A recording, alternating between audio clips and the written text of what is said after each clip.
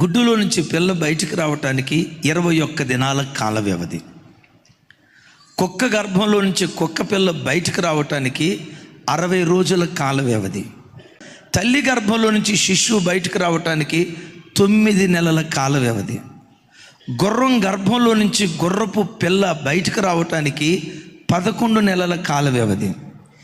ఏనుగు గర్భంలో నుంచి ఏనుగు పిల్ల బయటికి రావటానికి 22 నెలల కాల వ్యవధి. 21 దినాల్లో వచ్చే కోడి పిల్ల సైజు ఎంత ఉంటుంది? 60 రోజుల్లో వచ్చే కుక్క పిల్ల సైజు ఎంత ఉంటుంది? 9 నెలల్లో వచ్చే శిశువు సైజు ఎంత ఉంటుంది? 11 నెలల్లో వచ్చే గుర్రం సైజు ఎంత ఉంటుంది? నా వైపు చూసి సమాధానం చెప్పండి. 22 నెలల కాల వ్యవధిలో ఏనుగు గర్భంలో నుంచి వచ్చే ఏనుగు పిల్ల సైజు ఎంత ఉంటుంది? చాలా పెద్దగా ఉంటుంది కదా.